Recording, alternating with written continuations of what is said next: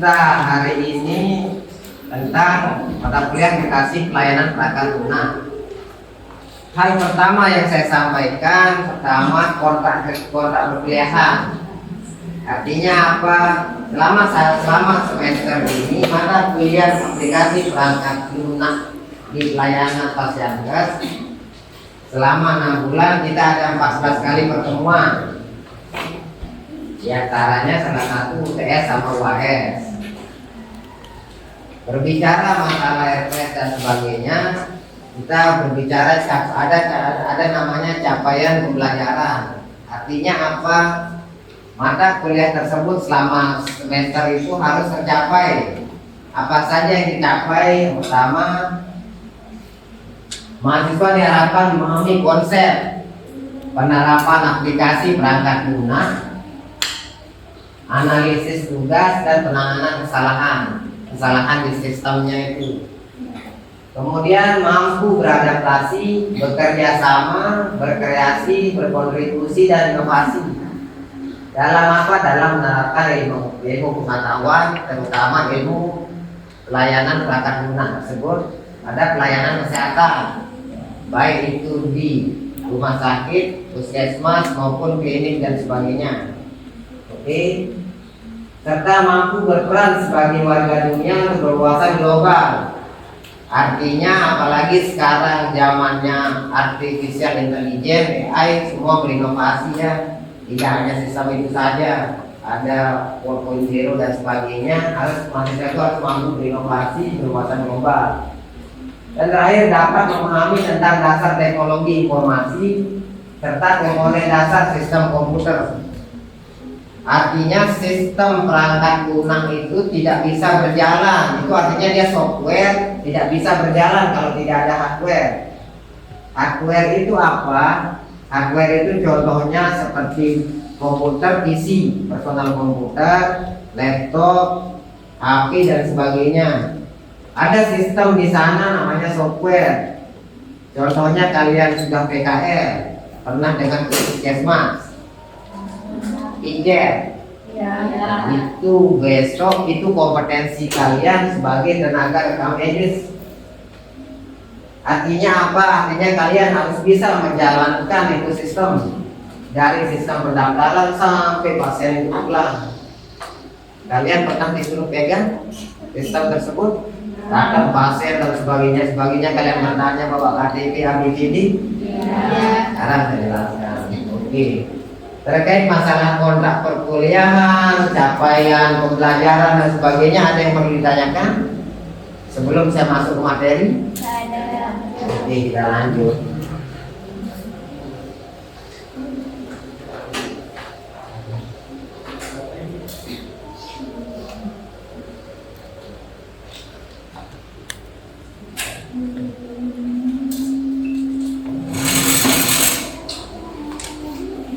Oke, apa itu sistem informasi?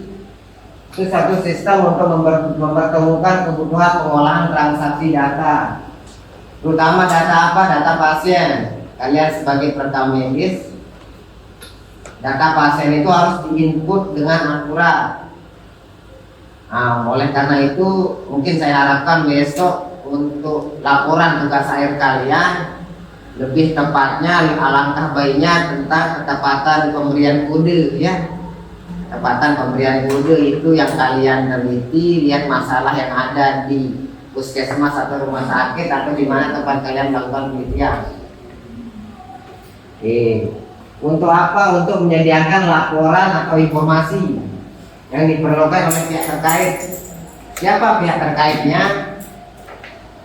Pemerintah daerah. Pertama Dinas Kesehatan, pemerintah daerah, pemerintah pusat sama nasional ya. Mungkin saja bidang nasional dan sebagainya. Tapi yang lebih pertama yaitu di institusi tersebut sebagai statistik grafik kesehatan ya.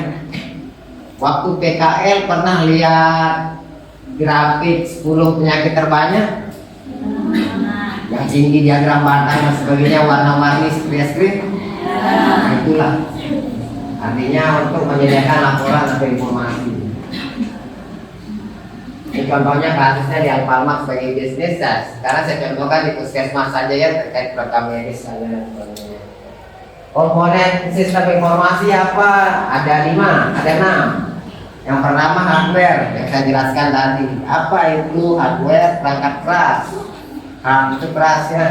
Contohnya PC, personal komputer, laptop, HP dan sebagainya, monitor, hard disk, mouse dan sebagainya seperti ini. Itu hardware. Software apa? Perangkat lunak.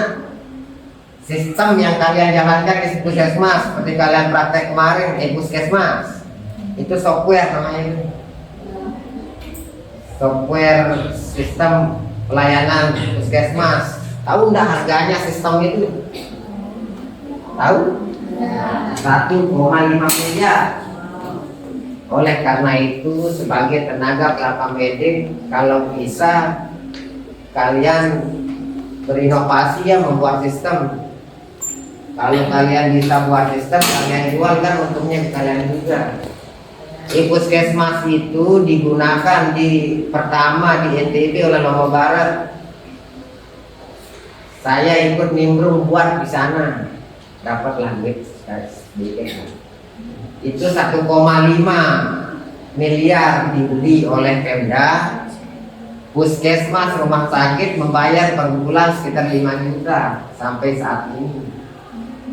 Itu berapa duit jadinya, tapi tidak tahulah perhitungan dan sebagainya karena dia ada kerjasama sama BPJS ya. BPJS dia kalian kalau BPJS itu nama sistemnya Piker, pernah lihat, pasti pernah lihat kalau di puskesmas.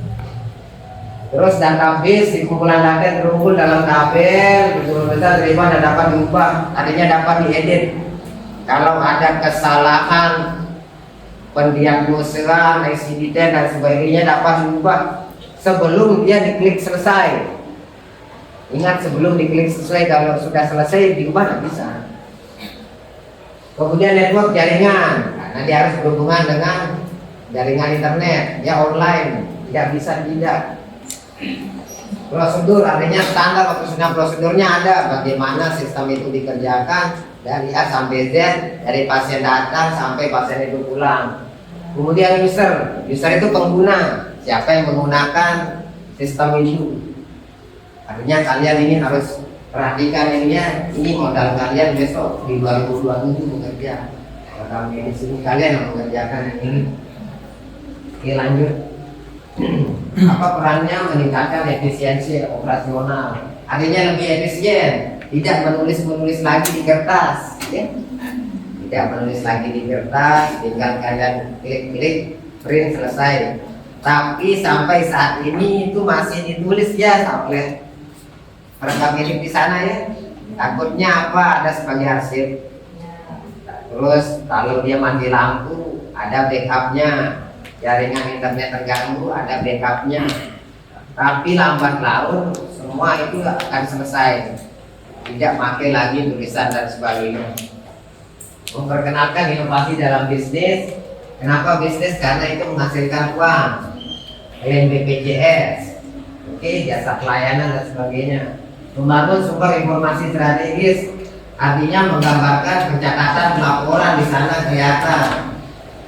Pernah kalian klik menu laporan di jamannya kalau buka-buka pasti di sana ada kelihatan diagram batang, diagram pai dan sebagainya. Menggambarkan informasi strategis. Nah ini ya teknologi dan sistemnya. Ini 6 fungsi TI. Ada penangkap, menyimpan, mengolah data tersebut, kemudian menghasilkan pencatatan laporan apa yang kalian input. Bisa dicari kembali kalau misalnya contohnya ada kasus kematian dan sebagainya, pasiennya atas nama A, bisa di backup datanya ya, dicari kembali atas nama pasien tersebut. Kemudian ditransmisikan. Transmisi itu artinya bisa tidak ke satu ruangan, banyak ruangan. Contohnya di poli pendaftaran, kalian biasa di depan ya, pendaftaran, pelayanan, laboratorium, sampai terakhir biasanya kapotik, kasir dan sebagainya itu masuk kapotik. Sampai di sini belum ada pertanyaan? Oke, lanjut. Nah, ini contoh beberapa aplikasi perangkat lunak di Pasienkes. Yang di klinik ada SIM klinik namanya. Ada Picare. Picare ini panjangan dari Primary Care, punyanya BPJS. Kenapa di klinik juga ada? Karena klinik melayani yang BPJS juga, ada yang tidak, tapi kebanyakan dilayani. Puskesmas, Simpus itu tahun dulu sebelum ada puskesmas. Itu Pemda sendiri yang buat, jadinya tidak ada harga dan sebagainya. Sistem informasi puskesmas. SITT ini untuk imunisasi, sistem imunisasi laporan. SIHA untuk HIV/AIDS, sistem informasi HIV dan sebagainya. Picare masuk juga di puskesmas karena dilayani pasien BPJS. Sisrut ini untuk posyandu, ya. SITT sama SIHA itu sudah masuk di puskesmas. Yang terbaru sekarang di puskesmas elektronik puskesmas. Artinya salah satu sistem SITT SIHA itu bisa di-cover oleh puskesmas, semuanya ada di laporannya. Kemudian kalau di rumah sakit sampai sekarang ada di rumah sakit. Sistem pengerjaan SIM RS sama puskesmas ini hampir sama. Cuma yang menu-menunya ada lebih banyak di rumah sakit karena menunya kan lebih banyak. Bisa aja lah. Tidak ada yang lain sistemnya. Kemudian lanjut kompleksitas sistem informasi kesehatan. Lanjut. Nah, kalau digambarkan seperti ini bentuknya puskesmas itu. Kalau kalian lihat di aplikasinya kan ada menu-menunya ya, berjejer ke kiri ke kanan. Nah, kalau di sistem database yang hardware software itu kalau sebelum terbentuknya puskesmas itu ini dulu kita input, dibuat database dan sebagainya, itulah yang mahal. Makanya harganya 1,5 miliar sistem itu. Nah, inilah bentuk dan sebagainya.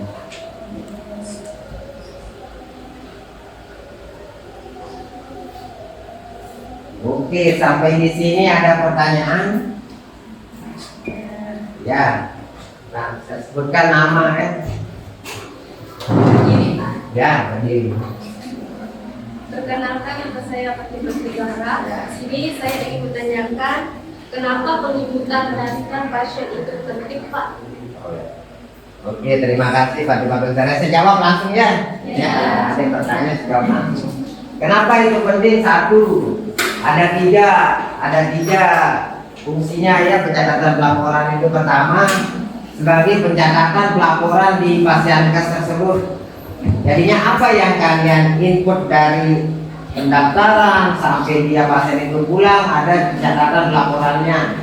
Biasanya di puskesmas atau rumah sakit ada MD 1 sampai MD 4, pernah dengar? Ya. Laporan bulanan 1, laporan bulanan 2, laporan bulanan 3, laporan bulanan 4. Laporan bulanan 1 itu yang kegiatan yang turun, misalnya yang promosi kesehatan, posyandu dan sebagainya. Kalau laporan bulanan 4 itu yang penyuluhan ya, itu LD 1 sampai LD 4. Dan apa fungsi yang kedua? Sebagai statistik grafik kesehatan ya, digambarkan di puskesmas.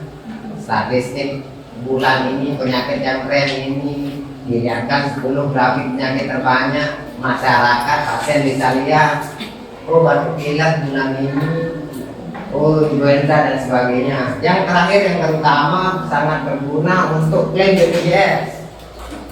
Apa yang kalian input pasien BPJS itu yang kalian dibayar. Salah kalian input, tidak kalian dibayar. Tetap dibayar tapi tidak mencapai 100%. Misalnya puskesmas Sengkol mendapatkan klaim BPJS 100 juta per bulan. Kalian sebagai tenaga prakem medik salah menginput kode diagnosa yang seharusnya J45 asma, kamu klik dia I11, salah input dan sebagainya. Tidak diklaim, tidak bisa mencapai 100%. Rugi semuanya, bukan kamu yang rugi tapi semua kampus semua. Harusnya dapat 100 juta, dapat 50 juta. Akhirnya males pegawainya, tidak dapat dan sebagainya. Nah itu fungsinya ya ada 3 yang utama. Bisa dipahami? Bisa. Oke, ada pertanyaan kedua? Ya. Perkenalkan, nama saya Muhammad Wahyudi. Oke. Apa saja syarat yang harus dipenuhi oleh puskesmas atau RS untuk mendapatkan klaim BPJS, Pak? Oke, terima kasih. Jadinya untuk institusi Pascankes itu untuk mendapatkan klaim BPJS 100% ada 3 indikator. Namanya angka komunikasi kontak. Kedua, rasio rujukan non spesialistik. Ketiga, melaksanakan program Prolanis pengelompokan penyakit kronis yang kalian ikut setiap hari Sabtu senam. Bla bla bla keluar keringat, mau sehat jadinya tidak sehat. Setelah kalian olahraga ikuti merokok, ya kan tidak sehat. Artinya itu ya ada 3 indikator yang harus dicapai semua 100%. Kalau angka-angkanya saja 100%, tapi yang indikator kedua tidak 100%, percuma. Tidak dapat 100 juta, 50 juta, jadinya semua ini harus 100% yang ini. 1 100%, 2 100%, 3 tidak tercapai, tidak ada dapat. Cuma saja kalian input. Ini tanggung jawab rekam medik. Paham? Rekam medik tingginya yang di depan. Kalau dia salah input, salah semuanya. Walaupun ICD-10 itu benar, kalau tidak input salah. Makanya itu BPJS itu terutama penting. Bisa dipahami, Bi? Oke, lanjut. Ada pertanyaan? Ya, silakan. Nama ya? Kenalkan, nama saya Ramadan Hasan. Oke. Kenapa penginputan data pasien itu ada kaitannya dengan klaim BPJS, Pak? Oke. Terima kasih, Bro. Oke, sekarang untuk kalau ngomong klaim BPJS, sebenarnya pasien itu ada 2 ya jenisnya ya, pasien umum sama pasien BPJS. Pasien umum dia membayar langsung. Pasien BPJS dibayarkan oleh BPJS tiap bulan. Penting penanggung jawabnya adalah rekam medik, karena dia seperti yang saya bilang tadi dari awal sampai akhir dia yang menginput. Salah dari awal, salah akhir. Artinya apa, Nul? Kalau tidak, jangan ngomong tepat tidak tepat dulu. Percuma tepat tidak tepat kalau tidak diinput. Artinya semua harus diinput. Kalau sudah input baru kelihatan dia tepat tidak tepatnya. Artinya semua harus terinput dulu untuk klaim BPJS.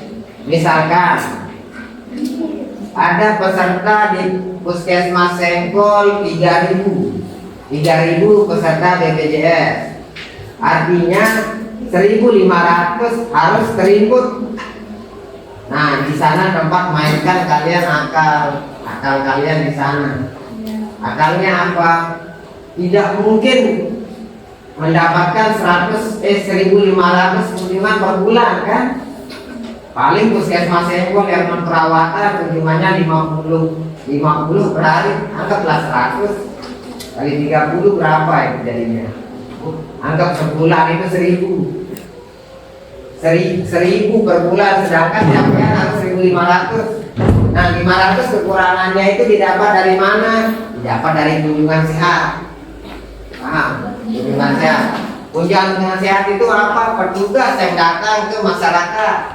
Dalam bentuk apa? Misalnya dalam bentuk posyandu, penyuluhan dan sebagainya. Kalau kunjungan sakit, pasien yang datang ke puskesmas itu yang sakit. Kalau sehat kita yang ke sana jemput bola ya. Oke, bisa dipahami kan? Ya, terima kasih. Ada pertanyaan lagi? Kalau tidak ada saya bertanya. Ya, artinya apa? Biar saya bisa mengetahui apakah materi yang saya sampaikan bisa kalian pahami atau tidak. Ya. Tadi pertanyaan ke saya, sekarang saya bertanya ke kalian. Oke? Oke, pertanyaan pertama. Siapa yang bisa jawab apa yang saudara ketahui tentang AKK? Pak, Ya, sebutkan namanya. saya punya dia. Nah, gimana dia? Apa itu AKK? Sini AKK adalah angka komunikasi kontak, artinya jumlah kunjungan pasien dan atau petugas kesehatan ke pasien. Ya. Nah, jadinya gini, ya benar juga apa katanya benar, tapi saya sempurnakan ya. Angka komunikasi kontak itu ada dua. Tadi seperti saya jelaskan, ada kunjungan sakit, ada kunjungan sehat. Minimal dia harus tercapai lebih dari sama dengan 150%. Artinya apa? Peserta BPJS yang ada di, misalkan di Puskesmas Sengkol ya, peserta BPJS yang ada di Puskesmas Sengkol itu harus tercapai 150% dilayani. Kalau tidak tercapai, nah itulah diambil dari kunjungan sehat. Karena sedikit kunjungan sakit, tidak ada yang sakit, gimana diambil dari kunjungan sehat? Makanya biar dia tercapai 150%. Ada spesifikasinya lagi. Kalau pasien itu kunjungan, dia sudah berkunjung hari Senin, dia berkunjung lagi hari Selasa, artinya berapa kali kunjungan? 2. Tapi di BPJS klaimannya 1 dia. Nah, itulah pintar-pintarnya kalian sebagai tenaga rekam medik, kompetensinya di sana. Artinya apa? Kunjungan kedua itu besok diinput di bulan selanjutnya, cari peserta yang lain biar terhitung satu mencapai lebih dari 150%. Besok dan dipraktekkan itu di sana ya gampang, tapi di sana lah kalian berinovasi. Akhirnya begini, kalau bisa besok di kepala puskesmasnya atau di KTU bendahara ngomong saja, Bapak lebih sayang uang hilang 50 juta atau 2 juta. Pasti dia pilih 2 juta. Artinya apa? Pak, saya yang handle ini semua, kasih saya 2 juta. Artinya apa? Kalau di handle oleh orang banyak lebih sulit kontrolnya apa? Pustu harus nginput, Poskesdes harus nginput, yang turun lapangan harus nginput. Kalau benar inputannya, kalau benar isi datanya, kalau benar jumlah bulannya. Pak, saya sudah nginput, ini kan 300, tapi 2 kali dia input tetap terhitung 1. Makanya kalau bisa yang mengontrol itu rekam medis 1 orang, itu yang Bapak jalankan ini. Orang dapat jasa pelayanan, perawat bidan itu 1.500.000, kalau saya 2.500.000, karena ditambahkan 1 juta daripada dia hilang 50 juta. Paham? Artinya saya menyelamatkan banyak orang. Nah, itulah lebihnya kalian besok tanggap rekam medik mainkan di sini. Wah, aja demo kan. Sorry, itu bahasa Inggrisnya. Bisa dipahami? Ya. Pertanyaan kedua, apa yang saudara ketahui tentang RRNS? Siapa bisa jawab? Oke, siapa namanya? Ya. Berdiri, sering berdiri, biar kelihatan. Ya, apa sering? RRNS adalah rasio kunjungan non spesialistik, artinya rasio jumlah rujukan yang ada pada rumah sakit yang tidak boleh lebih dari 5%. Maksudnya pelayanan pasien tersebut seharusnya dilakukan di puskesmas. Oke, benar ya, sekian, tapi saya sempurnakan sedikit. Artinya rasio rujukan non spesialistik itu pasien itu tidak harus dirujuk ke fasilitas paskes tingkat lanjut rumah sakit ya. Tapi karena di puskesmas kurang tenaga, kurang alat, bahan, obat dan sebagainya, akhirnya dirujuk. Contohnya misalnya diare. Diare itu kan masalah penyakit yang simpel-simpel aja bisa diselesaikan di sini.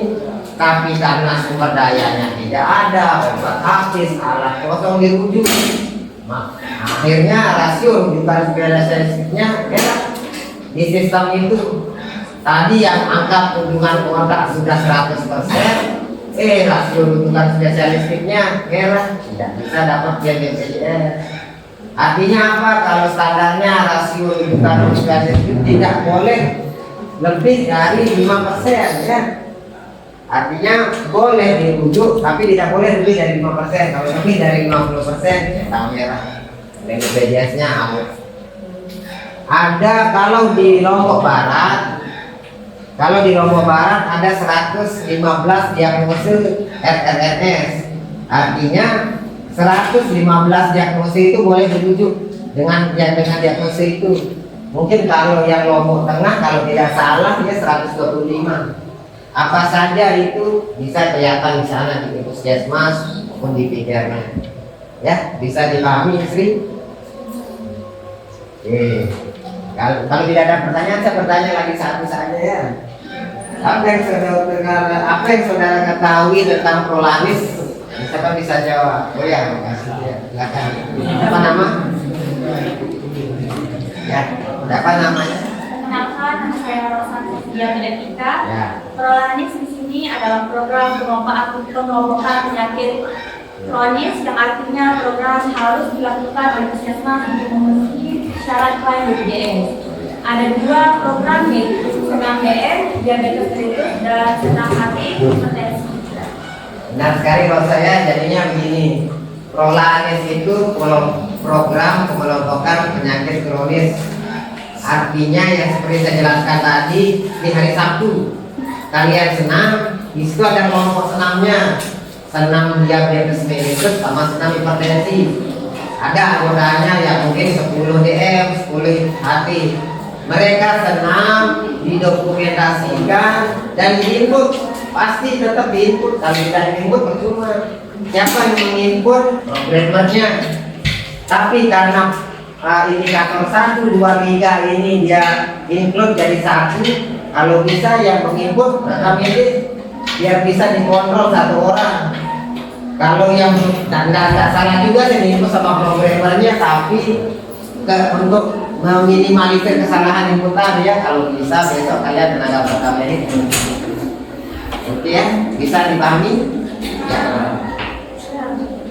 Kira-kira ada yang perlu ditanyakan lagi?